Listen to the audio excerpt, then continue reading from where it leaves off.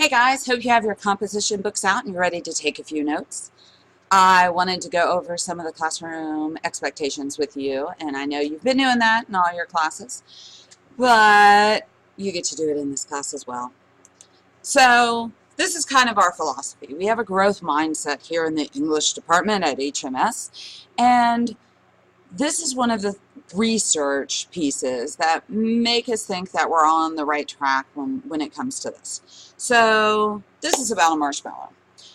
These people did this study, and they took a marshmallow and they set it in front of a young child, and they said, hey, I'm gonna leave and I'm gonna come back in 15 minutes, and when I come back, if the marshmallow is still there, I'm gonna give you a second marshmallow. And what happened was 2/3 of the kids quickly ate that marshmallow. Well, that makes sense, right? Because, they're little kids and they're impulsive and it's hard to control yourself.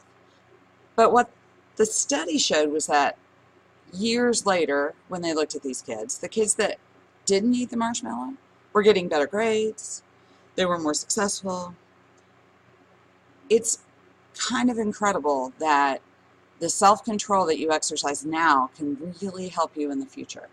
So as we work on things, kind of keep that in mind. Am I working toward doing exactly what I want in this moment, or am I really working toward the future and doing things that are going to improve my life, not right now, but in the future? So our expectations: I'm going to protect your right to learn. I'm going to participate in discussions, and I'm going to make mistakes.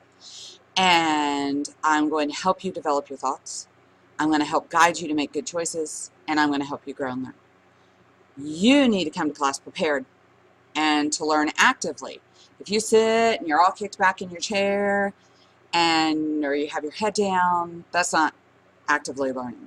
Okay, so you want to be prepared when you come in. You want to actively learn. You want to respect everybody in the classroom. And I am really big on, I don't see playing as playing. We don't push and shove. We don't hurt each other. We don't say mean things and say, well, I was just playing. I was just teasing. If you're saying something that's hurtful, you're saying something that's hurtful. Don't do that. So respect each other's time. Don't get other people off task. Don't pull them into your drama. Work hard and complete your assignments on time. If it's not on time, it's going to go on the fish list. And then if you turn it in late, it's going to be within my timetable to grade. And it may take me a little while because I'll have to pull out the rubric that I used for everyone else, and I'll have to, look back at some of the other work samples, and yeah, you don't want to do that. So turn in work on time. Turn in work that's legible. If I can't read it, you're going to have to do it over again. And we don't want that, so turn it in neatly the first time. For each day when you come in here, you're going to want the novel that we're reading. You're going to want a composition book, a good work ethic, and a positive attitude. And it should say on here, but it doesn't, something to write with. Cell phones need to be put away in your backpack, not in your pocket, in your backpack. Turn it off, put it away. If I see it, we're going to take it up. If you need to leave the room, I'm going to have a sign-out sheet, and you just need to ask. I'll have you sign out. If it becomes a problem, if you're a person who needs to leave the classroom more than 2 or 3 times in a 6 weeks, then we'll deal with that. But hopefully, you won't have to leave very frequently. So again, turn in work on time. Okay, if it's messy, I'm not going to take it. Look at Skyward. Skyward's going to help you. Know what your grade is and know if you're missing anything. A lot of people will run up for extra credit in the last week or so of the 6 weeks, and they want to get their grade up, and now is the time at the beginning of the 6 weeks to care about what your grade is. If you're absent, there's a file by the door that says absent work bin. Okay, you need to go over to that bin and see if there's any work that you're missing if you were absent. If someone is absent that sits near you, you can actually earn tickets, which is kind of our incentive program in this class, by picking up the papers that they missed, putting their name on it, and taking care of that for them. So if you can do that for someone else who's in your class, then you will earn a ticket, and the ticket will get you privileges in the class. You should not finish early. If you're sitting there with nothing to do, I'm going to find something for you to do, and it's going to be academic. Okay, so there's always something to work on. Usually you can make the assignment that you're doing better.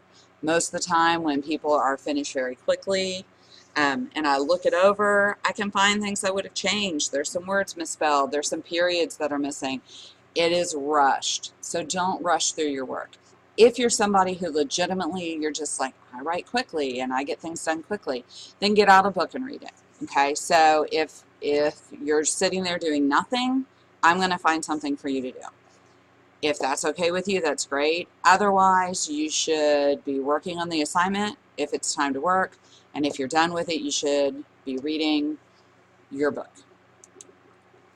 Plagiarism is the biggest thing that we have, and plagiarism is actually when you copy someone's published work, but we're kind of doing plagiarism / cheating with this. So cheating is when you're copying off of someone else. So while we do a lot of things collaboratively, we do it together as a class, or we'll do it together as a group, it's pretty obvious when you're supposed to be doing your own work. So you're supposed to write your own papers, and if your paper is exactly like your neighbor's paper, then that's cheating.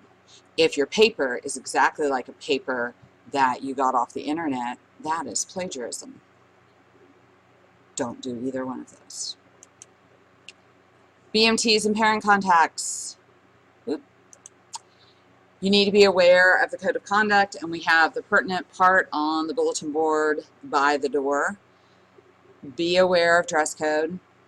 I will try to enforce it. You'll have to see the principals.